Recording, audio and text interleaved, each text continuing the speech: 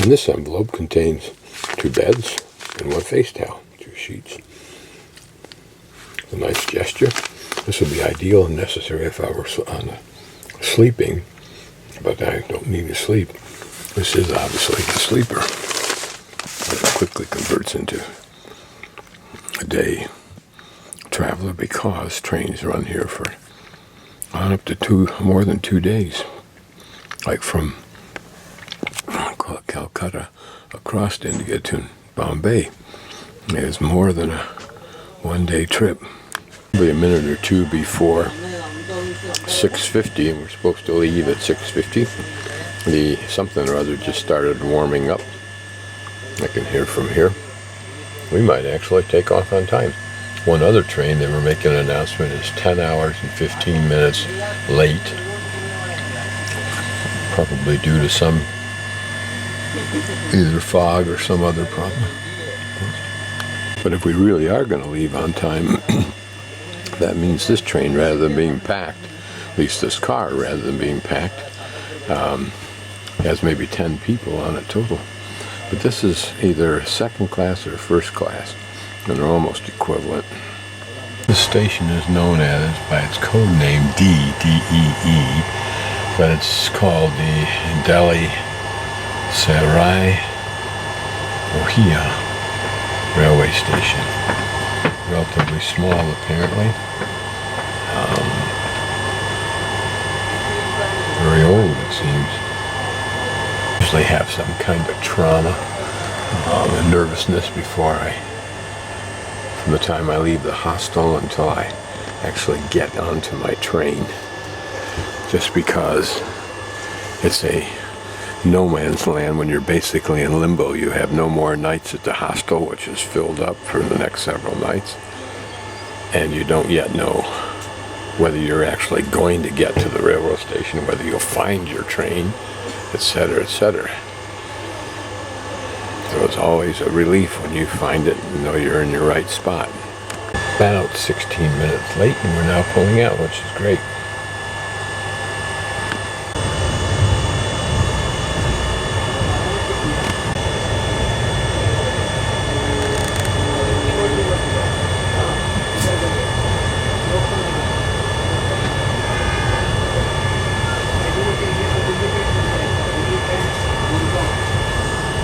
You wonder what the history of old buildings like that is like.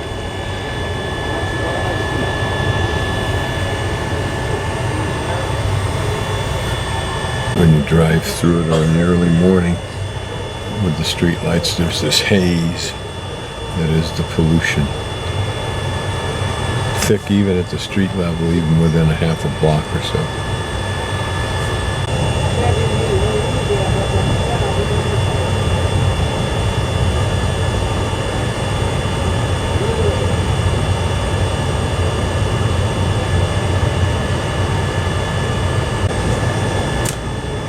Imagine living in that trash. That's where they actually live.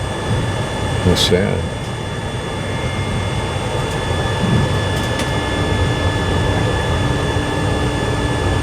Dismal, bleak, post-apocryphal. You can see the wood fire over there. They're hunkered around cooking up something probably. Interestingly enough, in Delhi, there are odd and even days when cars of same license plates can and cannot drive. Apparently, all vehicles are required to undergo a vehicle's emissions inspection every 6 months. And yet, you have to ask then why? Why so much incredible pollution?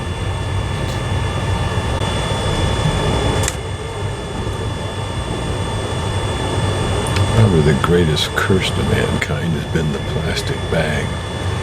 Severe damage in the oceans and a visual atrocity on the land.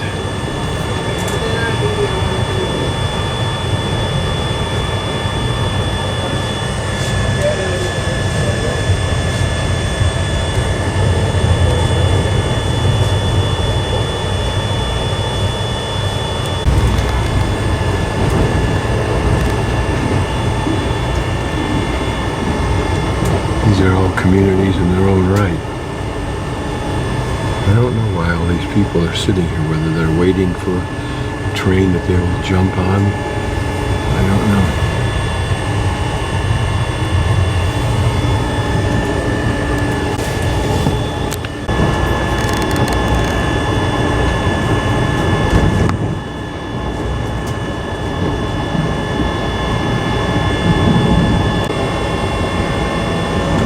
Seem to have their water bottles with them, so they're keenly aware apparently of how destructive the bad water can be.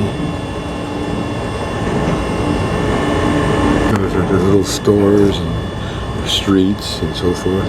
Notice the number of fires that are burning. Trash that's just heaped up.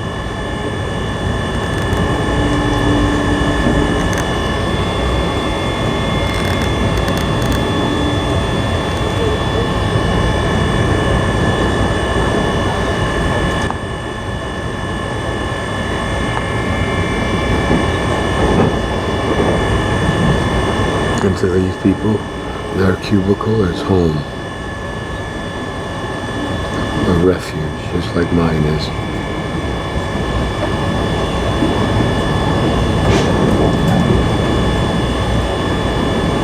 Newly laid track there for some reason.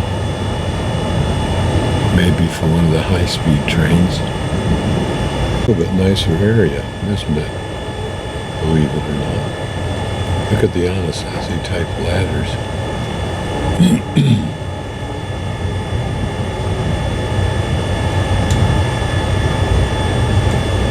And paint. Liberal paint.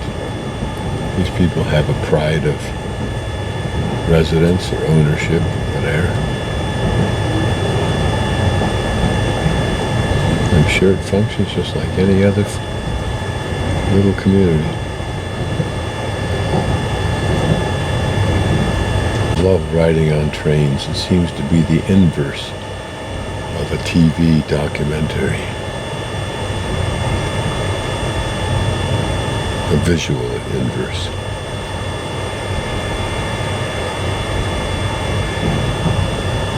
Interestingly, I don't see very many dogs. In fact, I haven't seen any here.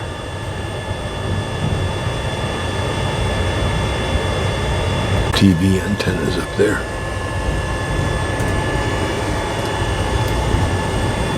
People still brush their teeth.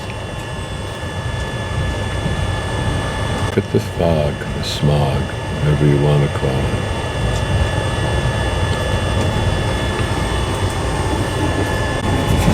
घर में निकल गया तो पर मुँह है कि आज भी 2 दिन की रात के दिन की घर का तो आ रहा हूँ मतलब ये चालूंगा अगर रात है दिल्ली से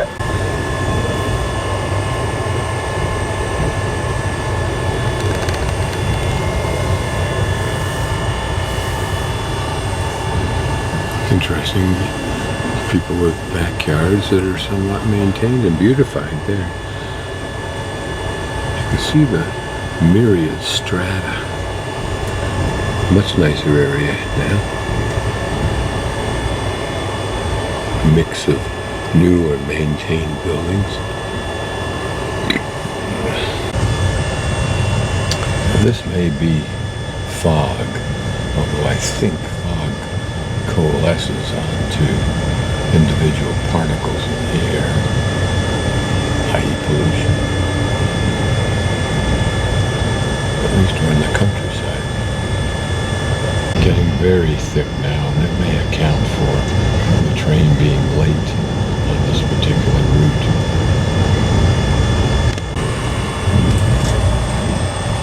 We're out in the country a ways. We're coming into a little town, but we're outside of Delhi now, so things look neater. A modicum less of trash.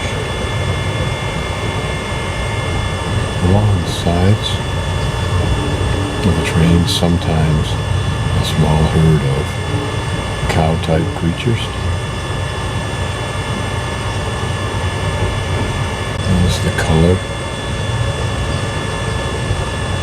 beneath the platform. It's a little bit higher level of standard of lifestyle than in Delhi.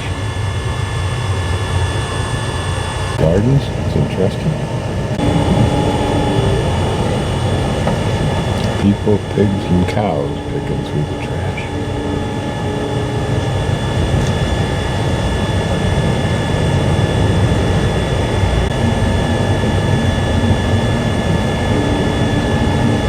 There's birds in there, shorebirds.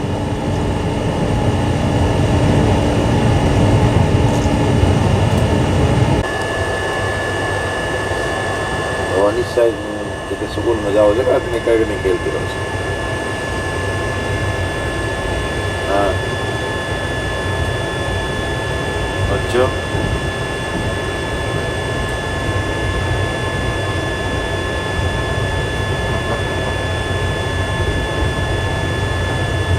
मुझे आप आए नहीं but The way they store their hay for their animals, or there may be little structures I can't see. But so much more in the way of fields, of course, out here in the countryside, and much nicer looking India. Too bad they don't eat beef. They've got a lot of it.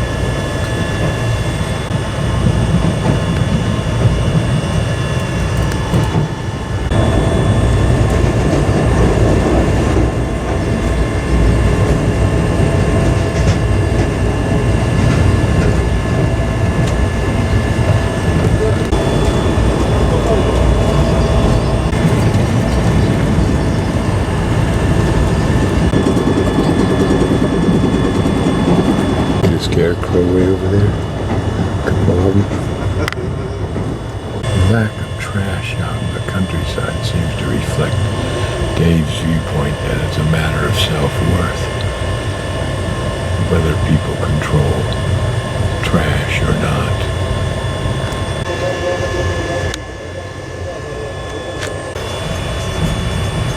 This is a novelty. Horses and donkeys. They appear to be running free. Now we're at Railwari, which is a juncture for trains to the west and southwest.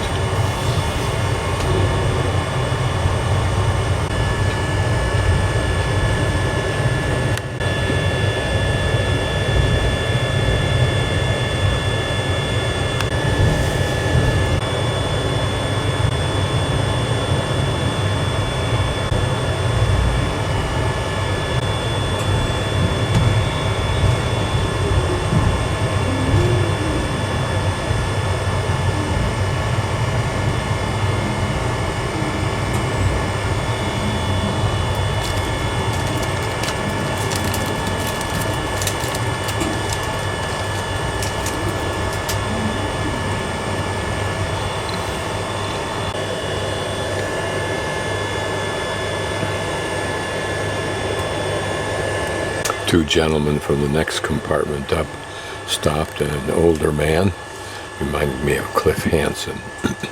Same kind of charisma, stature, demeanor, very nicely dressed, much better than I've ever seen dressed. And his younger companion, just to chat a little bit. Were quite surprised that I said hello to them in Hindi, which surprises me because that's the least I should know. Interesting how the society builds those little protections for the trees in the midst of all the trash. I mean, it shows an aspiration fighting against the chaos it's surrounded by. Little men with their hookah. These, I think, are either kilns for making brick or water towers, and I think it's the former. I'm not quite sure why this is all sectioned off like that, unless it's how they excavate the dirt for the brick.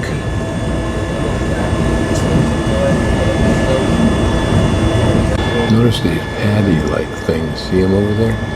I'm thinking they may be fuel pellets, composed of either dung and or straw material like that, but I don't know. These are the first elevations I've seen in India so far. It's not saying anything, but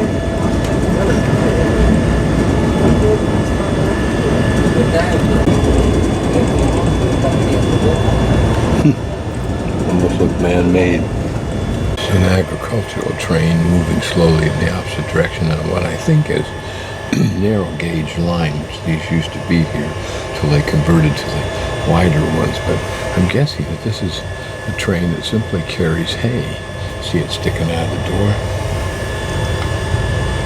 Maybe that this narrow gauge is just used for that purpose of gathering and moving agricultural products and equipment and material. I'm just guessing. As we get deeper into Rajasthan, more trees, and a little more rolling topography. We're about, well, I'd guess 120 kilometers from New Delhi. Less trash.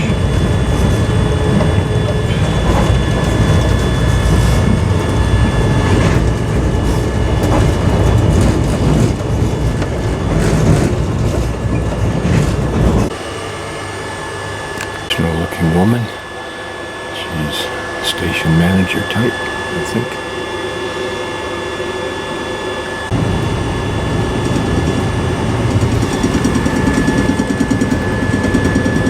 Just saw a camel, small camel, browsing the lower branches of one of these trees, and earlier this morning I saw a little clutch of a small clutch of peacocks. This is my hotel room in the Hotel Natraj. Once probably a cute little hotel. Now it serves well the people who use it. And it's not tourists, as he informed me nicely. And not with any rancor, just, he said, we don't get many tourists. This is the bathroom, no lights, no sink, just that tub you fill with water, then you use that little cup there to flush the toilet. And there is a bum wand or bum spray there. My hotel, Hotel Natraj, and theoretically I can go left and then left or right again.